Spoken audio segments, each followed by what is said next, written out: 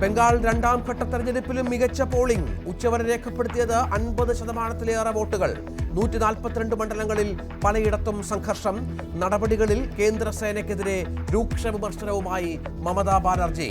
സേന പ്രവർത്തിക്കുന്നത് BJPക്ക് വേണ്ടിയെന്ന് ആരോപണം.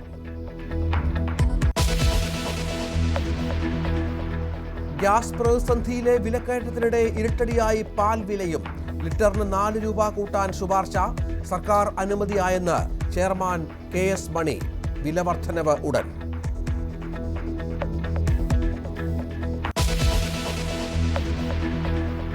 സംസ്ഥാനത്ത് ലോഡ് ഷെഡിംഗ് ഇല്ലെന്ന് വൈദ്യുതി മന്ത്രി. ഇപ്പോഴത്തെ നിയന്ത്രണം മാത്രം. ഉപയോഗം കൂടാൻ കാരണം ഇലക്ട്രിക് വാഹനങ്ങൾ.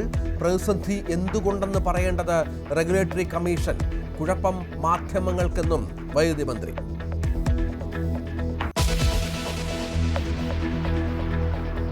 കൊടും ചൂടിൽ ആശ്വാസമായി വേനൽ മഴ.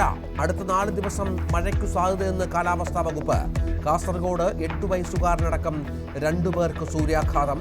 ഒഴിയാതെ പാമ്പ് ഭീതി.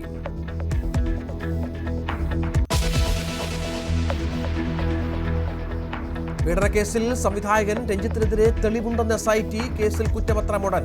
അതിജീവിതയെ രഞ്ജിത്ത് ഭീഷണിപ്പെടുത്തിയതിന് തെളിവില്ല. ഒളിവിൽ പോകാൻ സഹായിച്ചതിന് നടൻ ബോബി കുര്യനെതിരെയും തെളിവില്ലെന്ന് അന്വേഷണ സംഘം.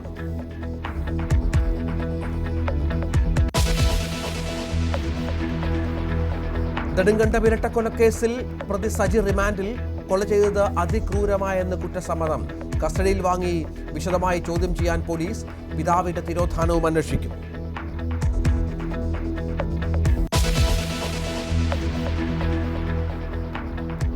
വിവാദങ്ങൾക്കൊടുവിൽ വിജയ് ചിത്രം ജനനായകൻ റിലീസ് മെയ് 14. സൂര്യനായകനാകുന്ന കറുപ്പ് എന്ന ചിത്രത്തിനൊപ്പം ക്ലാഷ് റിലീസ്.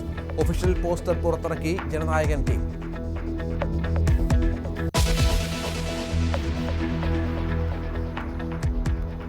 യുദ്ധം അവസാനിപ്പിക്കാൻ കൊണ്ടുപിടിച്ച് ശ്രമമായി അമേരിക്ക. ഇറാനുമേൽ സമ്മർദ്ദതന്ത്രം. ഇറാനിലെ സ്ഥാപനങ്ങൾക്കും വ്യക്തികൾക്കും മേൽ US ഉപരോധം.